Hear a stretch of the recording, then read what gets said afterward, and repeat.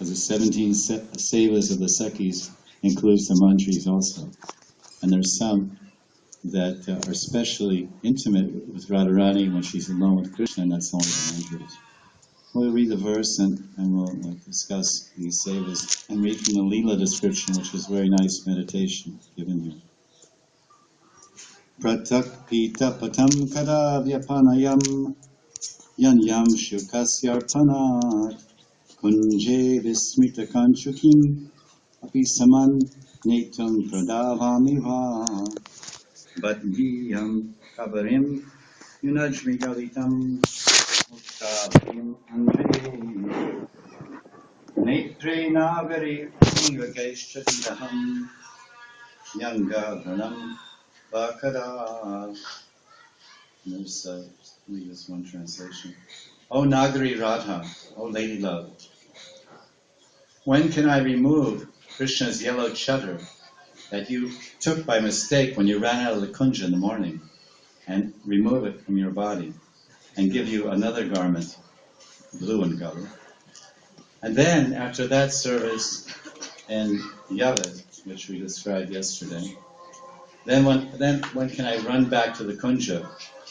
So running into the kunja, although we mentioned yesterday that maybe 30 kilometers distance, it's not any problem for Yogamaya to arrange the Manjaris step out of Radharani's bedroom, step out the front door of the palace in Vrishabhanapur, and go, and they walk about 1 minute, and they're right in the kunja. And oh, there's Radharani's red embroidered, jeweled inlaid, embroidered kancholi, what we call choli. Oh, there it is, shining and effulgent, radiant with all of Radharani's ecstasies and Mahabhav.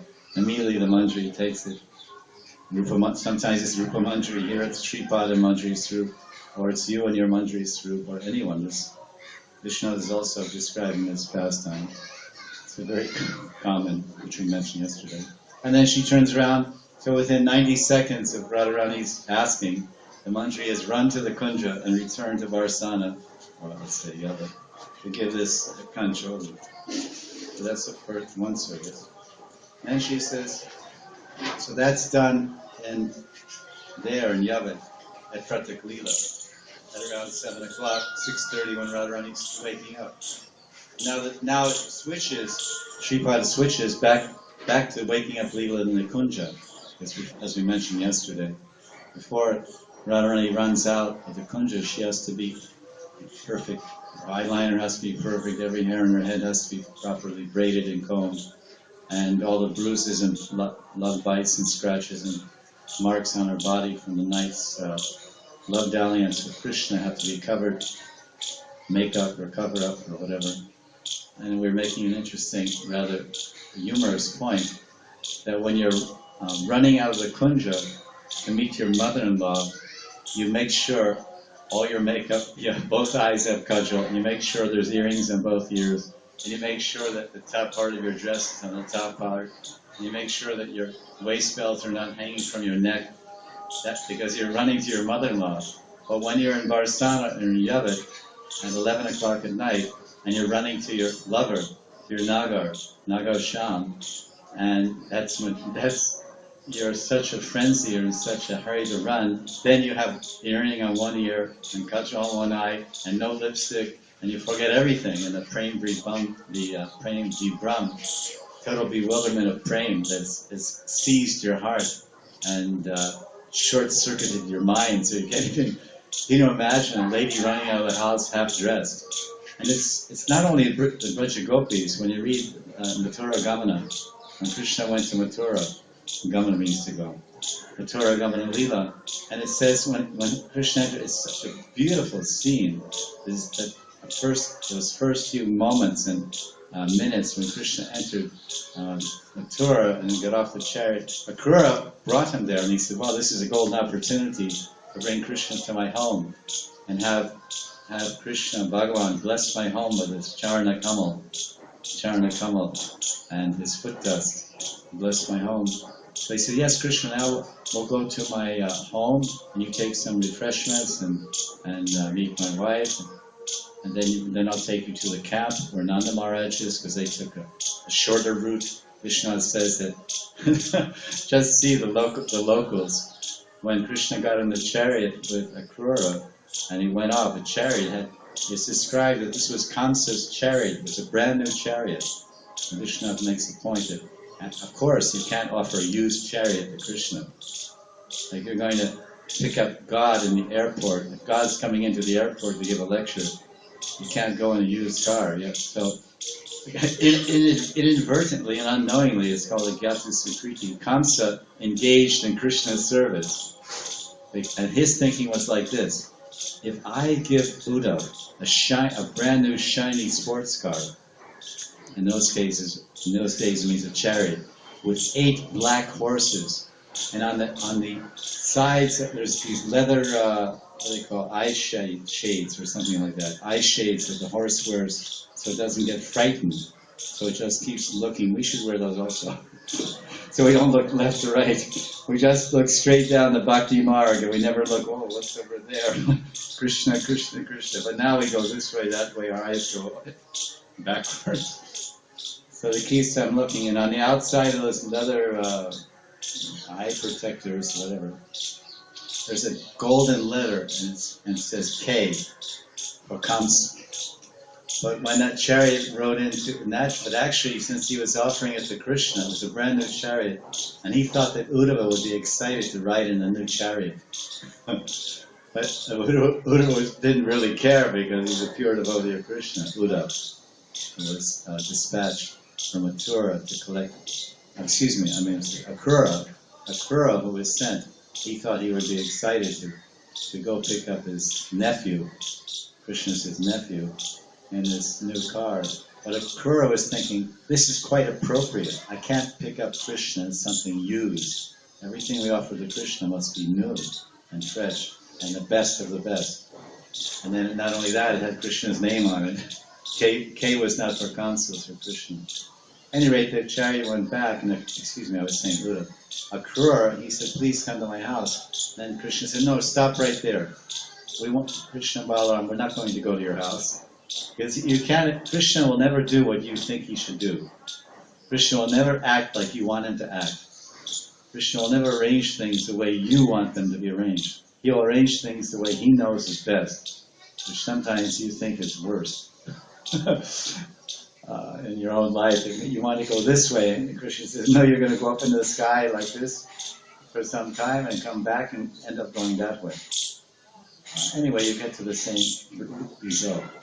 So then it describes Krishna and Balaram walking into the town. And here it sounds like the description of Braja Gopis in Maharashtra when Krishna played Murali.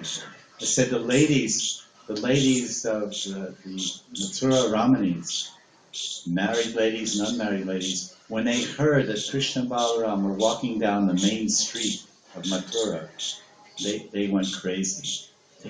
We heard so much for 11 years. We've heard about this romantic dear Lalita hero and all his exploits in killing these demons and dancing with these gopis and stealing and all these things. We never laid our love-drenched eyes on him. And we've been so much, imagine, like us, you imagine that we're reading about Krishna, hearing about Krishna, and someone says, Krishna's coming down on your street. Huh? You would go crazy. You wouldn't waste a second. So it says that it's exactly the same description as when Krishna called the gopis. It says that the ladies were feeding their husbands, they dropped the food on the table and ran out of the house. Some of them were bathing. It's amazing purport of Vishnu Chakravarti, chapter 10th canto, chapter 38 or something like this. 39, 40 maybe, 40, 41. Krishna and Balaram enter Mathura. It sounds very like, okay. But when you open it up and see those first few verses, how the Ramanis interact, because that's all a type of, it's like not Gopi Bhav, but it's Madhura Bhav. And some Parakya there, a little bit, you can say, reflected. But the same thing, they went out with Kajal on one eye, said some were in bathing, some were in bathing, and without even drying themselves, without even drying their bodies or dressing properly, they ran out of the bathtub, down the stairs to see Krishna walk down the street. Now that's utsaha, that's enthusiasm, that's utkanta, intense eagerness to see Krishna. And Krishna is standing in the temple, is standing in the yard, we don't have such eagerness. So this gopis the Manjaris are serving with that same eagerness. So then the second, it's, let's see what's mentioned. So now, under that translation, I'll give you another garment. Okay, I'll read the translation. So when can I run out and bring the blouse that you forgot in the love hour at night? When can I bind? So all these things, that was in Barsana. Now, inside the kunja before Radharani leads. When can I bind your hair, restring your broken necklace, paint eyeliner around your eyes, and cover up the bruises caused by Krishna's lovemaking on your body? So those are all described in this verse. Very nice sevas. We mentioned, we'll probably start the next verse today. Hope there's a review with some new devotees. We mentioned yesterday that many of the services that Sripad is mentioning in this verse as a manjari, probably in one of the services, they're already being done eternally. They're the nitya sevas of particular sakis and manjaris. Painting Radharani's eyes is done by Chitra, and combing and braiding her hair is done by Lalita, and all these things, that's their nitya seva, amongst so many other things. So now we hear that they're being displaced, or they're being replaced, because the opportunity to serve Radharani, they're describing, at one point, Rasik Janas, they're describing the eternal sevas of the Sakis and Manjaris in Radha Krishna Ganadash Deepika, Rajvilas Tav, and other places. So that we know that they're so talented and they're so kalavati and they're so expert in all the kalas and arts. But then, because so many of those sevas and manjaris do, then they write other books, or by the same persons, same writers, or by other writers, like Raghunath Das and Rupa Goswami and Prabhupada, where they're describing those same services which appear to be reserved as the eternal services, or nitya sevas, of those sakis and manjaris. So you may think, wait a minute, there's something, contradiction here. Radha Krishna Ganadash Deepika is saying that one of the eternal services of Chitra is to paint eyeliner on Radharani's eyes in the morning when she wakes up in Varsana. And when you read Govinda Lilamrita, you'll see names mentioned. Tulsi Manjari does this, and Chitra does this, and Lalita takes off, and the ornaments, and Vishaka does this. Now we read in this book by one of the Astasakis absorbed in Manjari Bhav, or other books by Manjaris. When will I brush Radharani's hair? When will I put eyeliner on Radharani? So they say, wait a minute, how does it work?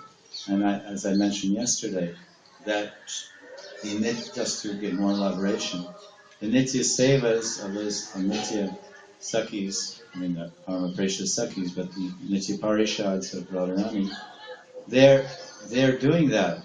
But then there's also opportunity, because it goes to such an extent for every sadhaka, what to speak of every parivar, there's one Radharani, there's one Lalita, there's one Vishaka. But yes, for example, Chitra's painting eyeliner on Radharani's eyes eternally, with her Radharani. And then in your Varsana, in your Prakoshta, in your compartment with your Radharani, there may be Chitra's there, but then she may say, you paint, you may do that service. Because it's explained for as we see here, that Krishna, you have love for me, you have attraction for me, you want to serve me, you want to buy it. So then Krishna comes into everybody's house. There's 100 devotees, like they say, Vrindavan, this was 1970s. Vrindavan is an amazing temple, amazing village. It's a village of temples. There's 5,000 temples in Vrindavan. Well, that was 1970. When the devotees came, but probably a few more now. And there's right now 5,000 Russians in Vrindavan, and every Russian has a temple. Plus the other 5,000 Indians are probably a few more Indians by now. The population increases. So there's 5,000, 10,000, maybe 50,000 temples. So that for every devotee there's a Krishna. And how do we speak? We say Mero Radha Ramana Giridhari. So Mero, what about Apno? Apne, or Tum, Apne, is mine. What about yours? Mero means mine. I'll show you. Because one Goswami, he'll say, is my Radharaman. Another Goswami says, my Radharaman. And you'll say, it's your Radharaman. So now what's Krishna going to do? Split himself in 100 pieces? No, he'll manifest 100 Radharamans. 1,000, million, unlimited. The rasa dance is Krishna expanding to be with his devotees. Right? The gopis. So look at the principle. You have Bhagavan, you have devotee, and you have love. And Krishna, all the devotees are reaching out to Krishna with their love. He's one, and there are many. So, Eko Pahusham, Eko Pahusham. Krishna's one, and he's many. Eko Pahusham. There's many. So then, all thousands of devotees, 16,000 gopis are reaching out with all their love, and all their prema and mahabhav, to whatever degree. And then Krishna expands to accept and reciprocate. And there's thousands of Russians and thousands of Europeans and whatever, Indian devotees. And they're reaching out, oh Krishna, this is my love. Whatever. It's not like Gopi Prem. It's not like Mahabhav. But it's some kind of bhav, it's some kind of prem. It's my love, my prem. And then Krishna's all right. Come, here I am. Dress me, feed me, take care of me. I'm in your house, I'm living with you. And he becomes the center of your house, of your life, heart, temple. Everything goes around like this. So this, as above, so below. This is from the Bible. As above, so below. So what's going on with Krishna and the gopis expanding? So he's dancing with all of us. So this is how, that's why these books are given for meditation, for the Raganuga sadhakas. Yes, you can do it. Who, me? Yeah, you. Wow, I mean, I don't know anything, and I don't have any qualification. Oh, good. But how many lifetimes have you been putting kajal on your eyes if you're a lady? It's like life after life after life if you keep becoming a lady. And then, so now it's your golden opportunity. So some man has been a man many lifetimes, he's only meditating, putting kajal, he may be a little rough. You maybe get someone right around his eyes or something. So that's why he goes to Brahma Vrindavan and he practices with some other Manjaris. He's in Manjaris Sarup. He said, how do you practice? Chitra took me in a kunja, and because Chitra, finally, the day of reckoning, or whatever you want to call it, when we enter Brahma Vrindavan, all the arts and all the kalas that we've been meditating on, reading about, and enraptured and captivated and attracted by in all of our studies and hankerings, over lifetimes of sadhana bhajan. Finally, we enter there in our Siddha Swarup, in Brahma Vrindavan. We go to school, yeah, that's right, more notebooks, more pens. Well, no, there they don't have notebooks, they have cell phones. They have brains. At any rate, there's training there, that's going on. And that's Swaniya, whatever, there's one prayer, beautiful prayer by Das Goswami Tulsi Manjari, in Stavavali, where he's offering prayers to the Ashtasakis who are expert in these various Nitya Sevas. He's saying, oh Chitra, I'm praying to you, be kind to me. When will you take me by the hand and you will show me how to apply kajal exactly, correctly to Radharani's eyes, to make every particle of that kajal, the way I put it on, it will feel like Sham is touching her. It will remind her of Sham's color, it will remind her of Sham Ras, it will remind her of Sham's Shringa Ras, everything. The Shringa Ras, what color is Shringa Ras? The color of kajal. Shringa Ras means erotic conjugal love, and divine erotic love of Sri Radha and Krishna Yugal. So that, when kajal's around Radharani's eyes, what does she think? Krishna's embracing my eyes. Krishna's embracing my eyes, Krishna's embracing my heart, Krishna's embracing my form, my life, everything. So that's a very special seva. So that's being told here. When will I do that? When will I fix your broken necklace? When will I paint eyeliner, in English, paint eyeliner around your eyes? It says,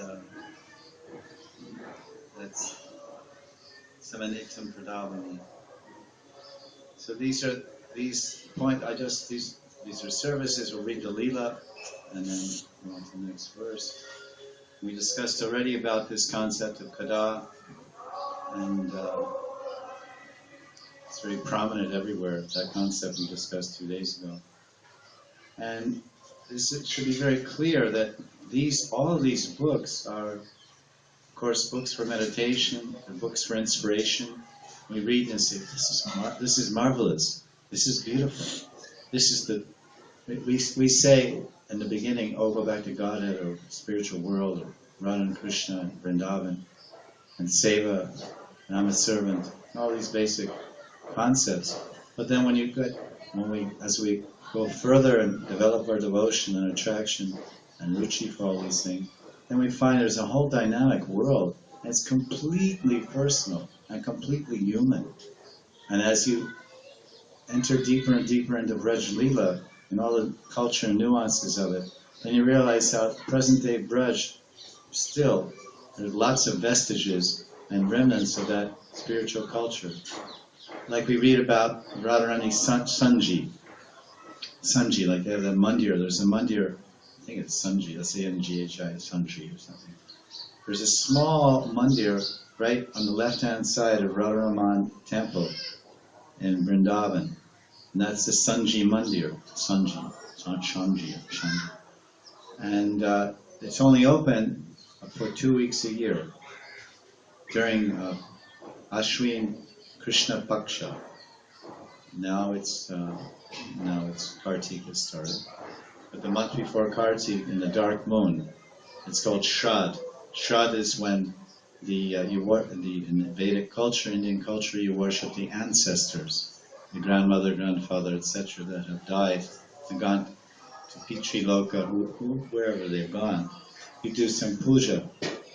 Part of that puja entails this every evening on the boundary wall outside your entrance gate on west side or whatever, one side, usually west, you'll do paintings. There's different paintings. You do paintings of various demigods and the god of the earth and very simple hieroglyphic type paintings or paintings of Yogamaya, different paintings on that wall. And Radharani used to do this.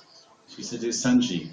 And there's a pastime at Kusum Sarovara where she went there during Shrad with all the gopis to pick flowers. And she was picking flowers and she wandered off by herself to pick flowers, and all the Sakhis were separated from her.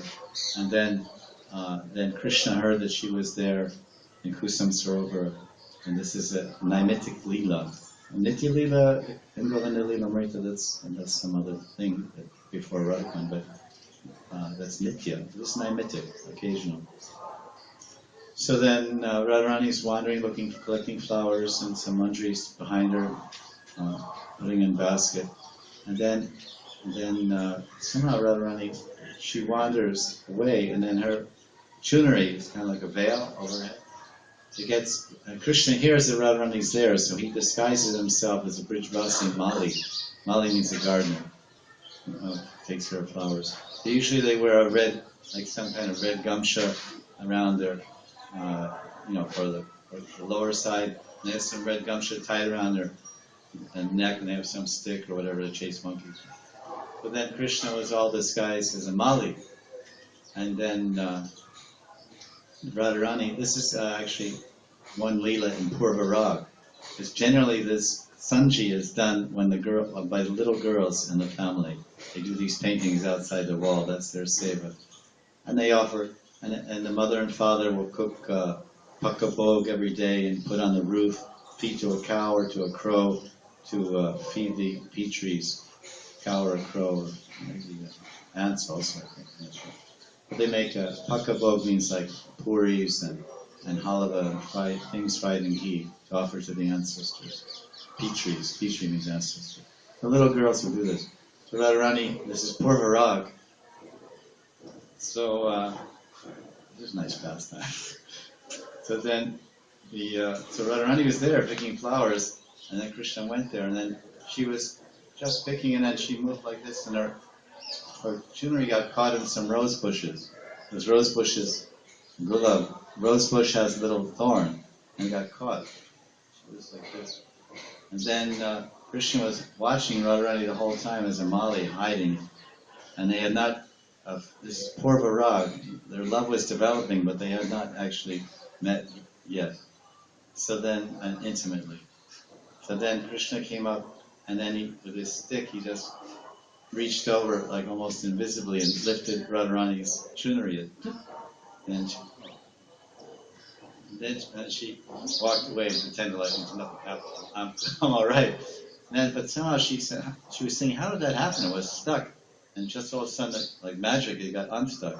And she turned around, and when she turned around, Krishna had his stick, kind of a tall stick, he was leaning on the stick, looking at her like one of those mischievous looks of his that captures it. Just you see for 1 second, your heart is stolen forever and ever. And then Radharani, she just turned around. You know, for example, ladies, like sometimes they go somewhere and some man is staring at them, and you can feel someone is looking at you from the back of your head or whatever. Men also, if you quickly turn around, the person goes, they look in the sky, lady or man, like, oh, I'm just looking, see those birds, they're very nice. I was just looking at the lights on the ceiling of the restaurant or the college cafeteria, but I was actually, like this. So then Radharani, she just turned around and she saw Krishna looking at her. She was stunned. They were just looking at each other. And then a Manjari, because Radharani kind of went by herself for a few minutes. Oh, Radharani, I couldn't find where you went. And she's, Radharani, come. And then Krishna immediately disappeared when the Manjari came. And Radharani turned around and went, it's like, wow, who did I see? What did I feel? What happened to me? I never felt like this my whole life. And then she looked dazed and a little stumbled, like stunned. And Manjari said, what's happened with you? What's wrong? You look so... Come. And she kind of walked a little bit like in a trance back, and then the Sakhis, they saw her and they said, Radharani, where were you? What happened to you? I don't know. So this is all part of Sanji. So I was saying, although it's a small tangent, I was saying that Braj itself is very much Udipan for the culture of this Nara Leela, Radha Krishna's Nara Leela. So in this village, and there's so many Brijvasis on the street, so every day all the little girls would come out of their house and paint their Sanjis. So then when I do in the evening time, just after sunset, at dusk, at Sandhya, that's the time it's supposed to be done. So I would stop and I'd say, who is this, and who are you painting? And it's just all little girls, like 5, 6, 7, they're painting flower petals and cow dung, and maybe they mix some paint if they're artistic. All around. You've seen Sanji? That's very nice. But Radharani does the same thing. What was done by Radharani 5,000 years ago? And Radharani, her father was a worshipper of Suryadev. So in their house in Vrishabhanapur, they have a deity of Surya Narayan. But then, so Radharani can easily do Surya Puja there, because she's considered to be Surya Prasad. Her name is Banu Nandini. The daughter of, Banu means son, and Nandini means the daughter of the sun, because she was a gift of the sun. Because the Radharani, which I had a question about this, which I asked the great Vidas, he wasn't sure. And I heard this in class the other day. And then they were very elaborate description about Surya Vamsh and whatnot, and Radharani. He said that Radharani is in the Surya Vamsh. Vamsh means branch or group. And Krishna, of course, is in Chandra Vamsh. Krishna is born at midnight when the moon is reigning in the sky. Reigning means ruling over the sky at the highest position. And Radharani is born at midday when the sun is in the highest position. And she's actually in the Surya Vamsh, which is, I have never read anywhere. I've looked a lot. But somewhere it's been revealed. She's in Surya Vamsh, they have a Surya temple. So the next question is, well, why did she come all the way over here to Surya Kund? But when she was little, before she reached puberty, when she was a little girl, then she used to watch her father do Surya Puja in the house, and she would help. And then when she grew up and it was time to meet Krishna, and of course she went to Yavan and got married, and they weren't worshippers. Let's see. Kutila and Jatila, their family, they're worshippers of Ambika and Durga, Chandravali also. But Jatila is a worshipper of Ambika, which means Durga. So they weren't. So then Purnamasi, because then Radharani would say, "Oh, I have to worship Suryadev. It's Sunday. I have to worship Suryadev." So then Jatila says, "Okay, go to Varsana." worship. So then Yogamaya came to Jatila's house, and just when Radharani was old enough to meet Krishna and enjoy intimately with Krishna, then Yogamaya made an announcement. She said, listen, Radharani she has to do Surya Puja, not only on Sundays, but actually every day. And it's told in scriptures that if you travel to some distance to do puja, it's much more beneficial than if you just do puja in your house. If there's a Krishna deity in your house, you get so much benefit, and punya and bhakti and sukriti. But if you go down the street to the Radharaman temple and offer your ghee lamp there and your artik there, you get so much more blessings. So she said, so please don't mind, but if Radharani, if she goes, this temple is very special in Suryakund. If she goes there, then you'll get so many your son, Abhimanyu, he'll get so many lakhs and lakhs of healthy cows and so much money, and he'll live a long life, and Radharani will be healthy, and their marriage will go on forever, eternally. You get so many blessings. So when it was all Sanskrit, so Yogamaya Purnamasi, she was speaking to Jatila to induce her and encourage her to release Radharani for this distant puja. And then she was using the word pati, that she will be married to her pati. But pati, there's pati and utpati. There's like pati bhav, or pati. Pati means husband. It also means Lord. The Lord, the Master. Gokul Pati, there's names like this. Gokul Pati. Gokul Pati Das means the servant of the Lord of Gokul. So that means husband or Lord. So, yeah. When she was saying she'll be married to her Pati eternally, she was actually speaking it in such a way that syllables, she'll be married to her Utpati. So there's Pati, and Utpati means an additional Pati, which means a paramour, an illicit lover. So her Pati, so-called husband of Radharani Pati is Abhimanyu. And Utpati, other one, or real one, is Krishna. That's her Lord. He is her Lord eternally and forever. So the idea is, if Radha, it's so nice.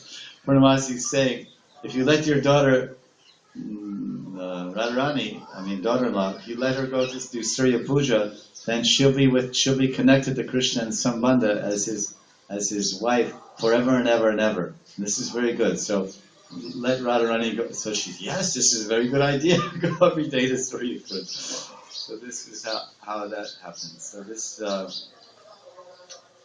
Raj Leela, sorry, sometimes you have to go into these pastimes. That's all part of it. So this verse is basically, making these points that I was saying here. The verb here says that it doesn't say, because in some books it says, when will Radharani send me out? When will Radharani ask me? Hey Manjari, I forgot my Kanchuli in the Kunja. Can you please go fetch it from there, bring it back? So then she goes, and Radharani's order. But here in this verse, he's saying, it's very nice, he says, Pradavami. And Pradavami, if you look in the word for it, it means, when will I run? When will I run? So there's one thing to walk to do your seva. You can walk. Have you ever been in Vrindavan and you're approaching some temple like Govindaji or Radharaman, and you hear these old, very 500-year-old bells, huge old bell metal bells, dong, dong, like Radha Damodar. You're coming from the Yamuna Snan, you're taking Snan, and it's 12:30 in the afternoon. I remember I lived there. Prophet's rooms, you're coming back from Yamuna. Now Artik is about 12:45 and they close. Then you hear that and you see all the bhaktas running. Have you ever seen? Like a stampede of bhaktas. Have you ever seen? You go to Radharaman and the bell is ringing. That means Artik is going on. And devotees are running. And I picked this idea up when I came in '77, first time, when I was touring the temples. I saw these people are running. I mean, it's all I can do to drag myself to Mangalarti in Los Angeles, somehow get there every day. I'm not running down the stairs of the Brahmacharya ashram, I'm flashing into the temple like lightning. But they're running, and I thought, this is devotion, utsaha. We read about it in Nectar of Instruction, utsaha nischayatarya. These are the symptoms of devotion, utsaha. But okay, but when you see it in action, some old lady who can hardly walk and she's moving as fast as she can with her little cane. That's amazing. This is called sanskara. It's called bhakti sanskara, alochan sanskara. The most powerful sanskaras that registered most deeply in our chitta are what we see. And even when you dream, they've studied dreams and what sense impressions people remember. They remember most what they see in their dreams, and then secondarily what they hear, and then what they taste. And smell is really down, and touching. People interviewing people who have dreamed. They're dreaming. They're in the middle of a dream. They do studies with it, like see the waves, and they waken up. What are you dreaming? Is that? You were eating? Yes, I was eating. What did you smell? Oh, I don't know. And very few people remember smell. I mean, there's some studies. I So when seeing, it's a fact that what you see makes very deep sanskaras. So when you see devotion, or you see a devotional enthusiasm, it's like, wow, somebody, or you see an advanced devotee who's actually in bliss, or he's the face of an advanced devotee. I remember when I was at Radha Damodar for 3 years, there's many old devotees there, and I mean, the temple in our usual temple, mostly Western devotees and some Indians, everyone has a certain type of look and a certain kind of bhav there, for the most part. There's exceptions everywhere. But when you live out in Vrindavan and you live amongst the local devotees that have been going to this temple since they're babies, now they're 40 and 50 years old, and they're going there in the last life and the life before that, and they're just born in Sevas, life after life. And you live there for 3 years right amongst them and see the same faces every day. And you start to really see some amazing displays of genuine devotion and genuine bhakti. No show, there's no one. I remember one lady, Bengali lady, she was a widow or so, and she would come at a particular time when hardly anyone was there, and I was always, some Prabhupada's rooms in the veranda, and I saw her, she'd be standing there, it was right around, right before, in the afternoon, before the doors would close. Most people do parikrama at those last few minutes, or even evening. There's certain times, well then, I don't know now, but in those days, this is 1990, 89, 92, I mean. So she's come there was not many people around, and Manjaris in the kitchen cooking. She's just standing like this, just eyes are like riveted, I mean they're just like cemented to Damodar, and tears are coming out of her. I remember when I just came up, and this aura around this person was so deep and so brilliant. It was like, I'm alone with my Lord. I came up the stairs the first time I saw it. I was like, so wait a minute, I don't want to interrupt. I mean, there's something very personal and confidential going on here between the Bhakta and Bhagavan, between Damodar and this devotee. And I just stopped, and I was running up the stairs to darshan. Then I looked.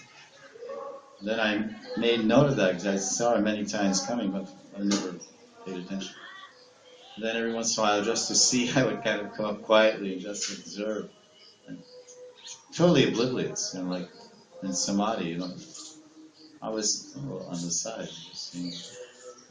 So that I saw, and you've all seen Braj and devotees and Babajis and so many people with your eyes, and it makes impression.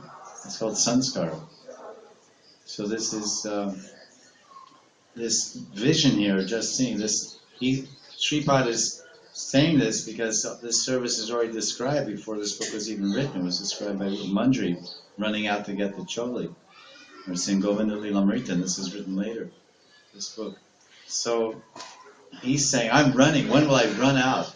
this is this prayer. He's saying, well, when will I run? When Radharani indicates to me to move in her eyes or just observe, I don't need any, no one has to tell me because everything's revealed automatically in the Manjaris' hearts. The Manjaris' hearts were so saturated with the desire. I forgot the song. The Manjaris' hearts are so saturated with the desire to serve that they automatically know what's needed. And this is explained. What time is it? Okay. Oh, yeah. Okay, 15 minutes. The Manjaris is described when they describe about a servant, and there's three types of servants. Of a master. There's a master and servant. So in any situation where there's servants and masters, there's three types of servants. So once the lowest class of the inferior, the lowest class of servant is the one who I have to give class like for class like this. Lies are too much. It's not that I'm in Gopi Bob or something. This is practical, flies land on your eyeballs, it's a little distressing. And it's a regular feature because there's all 100,000 buffaloes around here, and flies and buffalo. You know what I mean? The three types of servants. So the inferior, lowest class one is one that he was asked, "Please, will you do this service?" Or "Please, okay." I guess can anybody else do it? Okay, I guess I have to do it. I'll do it. They do it. And then and the second class servant, he's asked to do something, or she, whomever, and they're very happy about that, and they're excited about their proposal because they've lived to serve. Their very life is service. So without service, they're dead. They feel it so. They feel that I'm dead. I have no service. Service, service, service. And that's, of course, the Manjari's whole meditation. So the idea, if we don't have that idea as a shishya, as a das of our guru, and Vaishnava, Hari Guru Vaishnava Das, Anudas, we don't have that idea of being happy about serving, being excited about the opportunities to serve, then we have a long way to go to Manjari Bhav.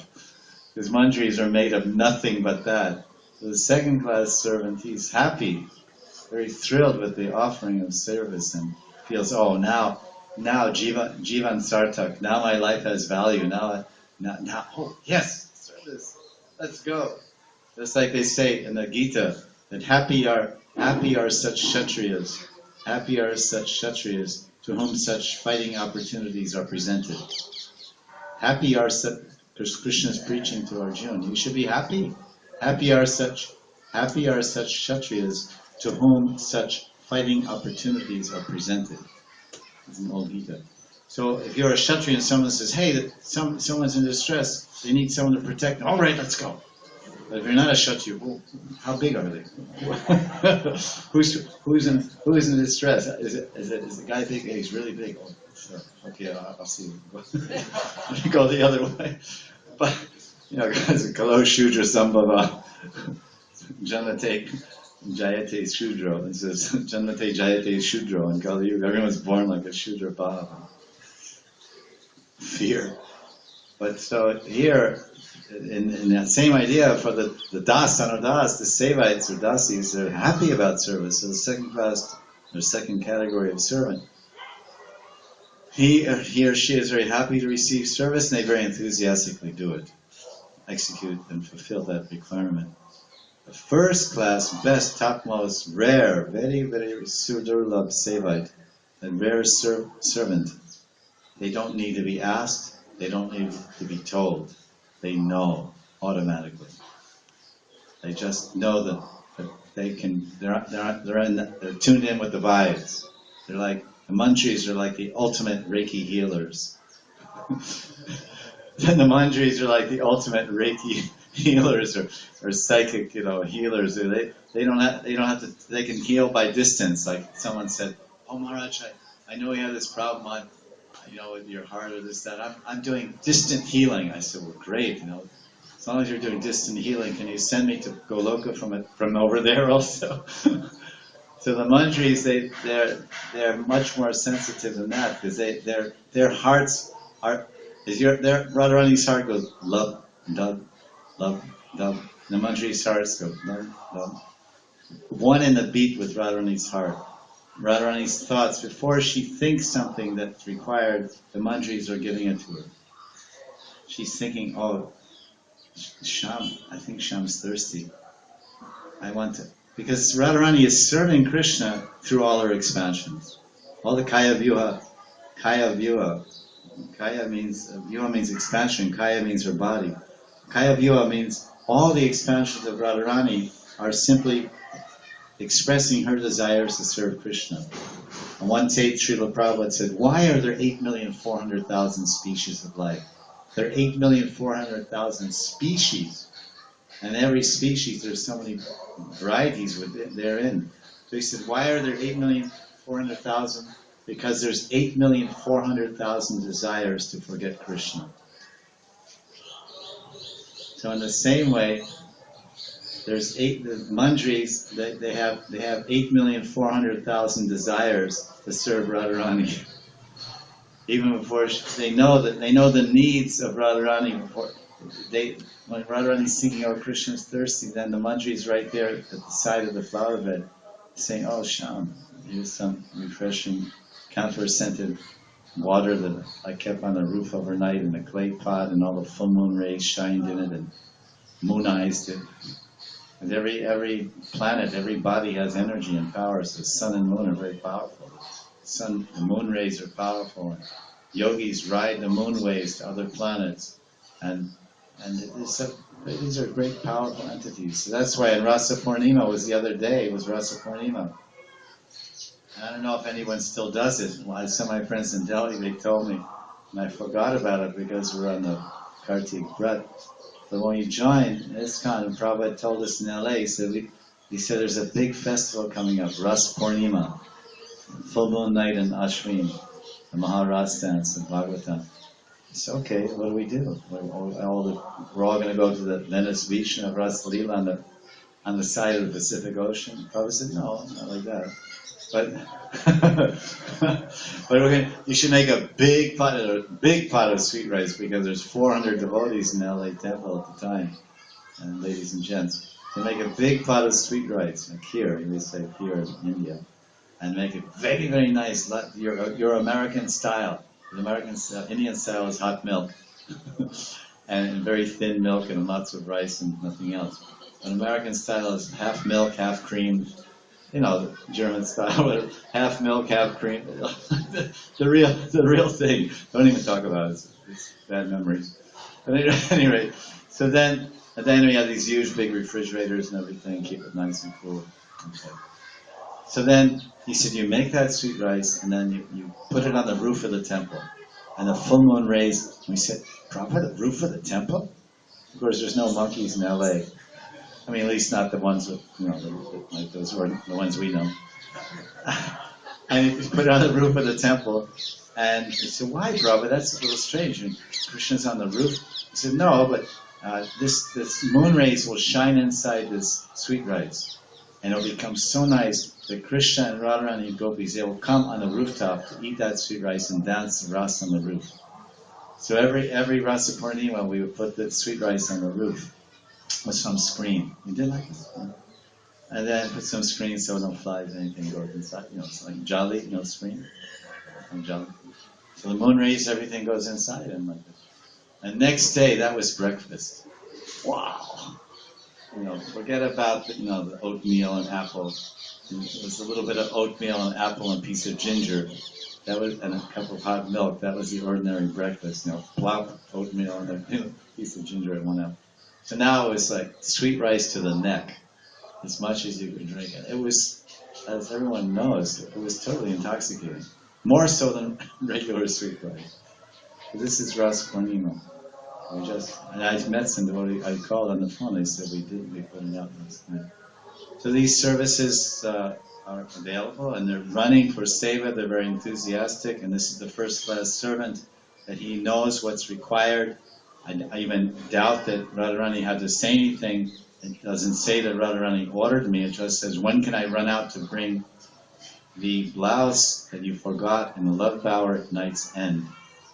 So this is very nice because we're getting lots of ideas here that the Manjaris are enthusiastic and they're enthusiastic to serve. So this is basically the, I just want to point, as we've heard repeatedly and we read, from head to toe, the Manjaris are made. They're just made of concentrated enthusiasm for Radharani's loving service. So these are some of the beautiful sevas that are rendered in the morning. It's called sunrise pastimes and sunrise sevas. So intimate. Imagine you're there with Radharani, and you're just a few inches from her face, and you're putting a kajal on her eye, and your hand is on her forehead or on her head, and how steady. I mean, can you imagine? Talk about samadhi. When people say, "Oh, samadhi," because in yoga there's niyam, and then there's yama niyama, asan, then there's pratyahara and dhyan and all these stages, and finally samadhi, where everything is totally fixed in one point. But any one of these verses in Rag Marg, one can be totally fixed in samadhi. No distraction of any of his senses or mind to any point. This is like one big complaint devotees often have is called vikshepa, and it's described as such in Madhurya Kanamani, Anishtita Bhakti. When bhakti is not steady and we're full of anarthas and impurity in our minds, which is our condition as we begin, most of us, our minds are not very pure in the beginning of Bhakti Bhajan. So the mind is jumping, it's distraction, vikshepa, it's called vikshepa. So we say chant louder, meditate on the meanings of the holy name given by acharyas, and there are different suggestions by different guardians of devotion and acharyas given in various scriptures, including Bhakti Sandarbhas and mantra artha chintana. Mantra artha chintana, to meditate, chintana, consider and think about the meaning, art, the value, the meaning of the mantra, the Diksha mantras, of course, and also the Maha Mantra, which is Nam. It's mantra, art, chintana, but also Nam, art, chintana. But that's all right, but if one has some ruchi, some attraction for Leela, and he's interested in this, because Rag Marg, everything becomes slightly modified, so then we're also chanting, because Rag Marg can begin at the platform of Anartha Nivritti. If one has that lobha and that interest, he still doesn't have, his mind is not all that pure, and his life is not all that regulated, and he's not all that great, serious about everything. But he's following principles and he's trying his best to be enthusiastic and dutiful and regulated. But he has greed. He has interest. He has keen interest. He wants this thing. Okay, I'm carrying a lot of heavy baggage. My previous prarabdha, my previous reactions to my life. Okay, that goes on. But my heart is running in this direction. My mind has been captivated by what I read. My mind has been captivated by what I heard. And my heart has been captivated by what I've seen and whom I've met. The acharyas and teachers and places I've seen and the people I've met. Now my mind and heart are captivated by this Rag Marg. And that conception of going to Vrindavan and serving Radharani as a kinkari, Palyadasi, and Madhurya Bhav. I don't know what all it is, but I know I want it. I know this is the ultimate Krishna consciousness, worshipping Radha and Krishna together in divine love in the kunjas. And all the technical terms and all that, I'll figure all that out later. Because the gopis weren't very technical. They just loved Krishna. They didn't know a lot of Sanskrit terms and they couldn't splice everything with 500 different words. Like we're hearing a description today about all the different anuragas and manjishta anurag and raktima anurag has two divisions, Nila and Sham, and there's manjishta anurag, and then that goes to Bhav, and then Adiruda and Ruda and Adiruda and Mahabhav and Mohan and Modan. I mean, You think the gopis have all that figured out? Even the gopis, Krishna's lovers, they're in it. I mean, of course, we have to study it. We should know it as best as possible. But the real thing is the desire to always hear and chant and remember the Nam, Rupa, and Gun and Leela of Radha and Krishna and Madhurya Bhav and Vrindavan. So the best way to control the mind is to read a verse like this, or to read, if you have a good capacity of memory. Some devotees have good memory.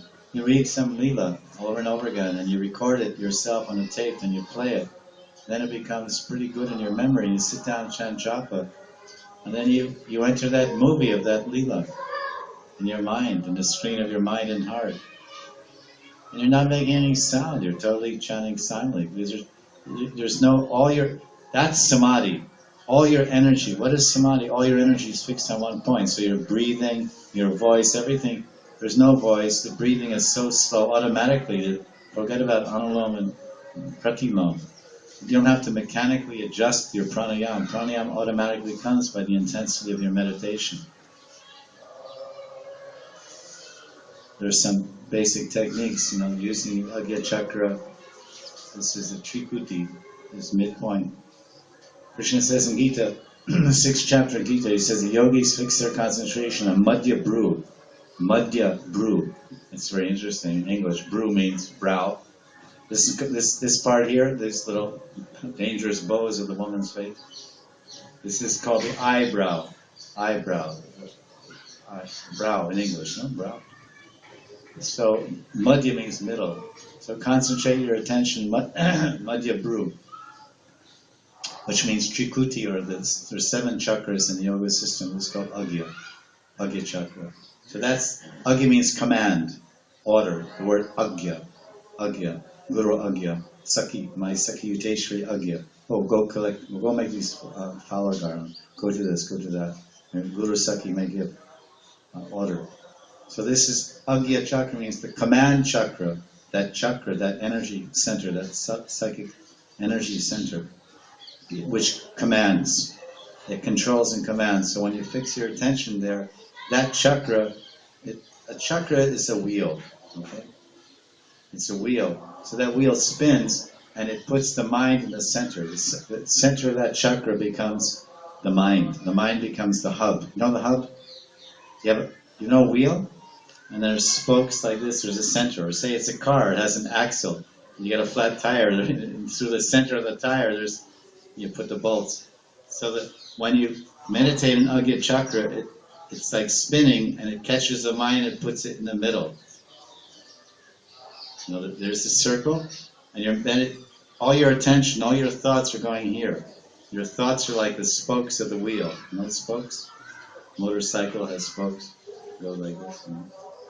So all your thoughts go there, and then you think of the verse, and then your mind just moves into the center there, into the hub, and there's no vikshepa, there's no distraction. And then more and more you concentrate just on one line. When will I paint your eyes with eyeliner? See, so then again you employ the principle: who, what, when, where. Who am I? Oh, I'm so and so Manjari, and I'm looking like this, and maybe my associates are there, and they're there, and where is this pastime going on? Oh, this setting is there. It's in the kunja. There's 4 trees and 4 corners, and so the whole scene is there. The setting, the udipan, the vibhav, the anubhav, the premashaya, the premishaya. The players of the lila, and that's all. Just one line in your hand, and then it's another mantra. Maybe you're holding the cudgel and you're just going like this. And piece by piece, it just tells you one thing, and then you put the whole thing in 4 rounds and 8 rounds and 16 rounds. That anyone sitting here can do this. You don't have to be in the level of bhav. And the level of bhav, let's say not you. We don't have to be in the level of bhav, of prema, to meditate with this type of fixation or concentration.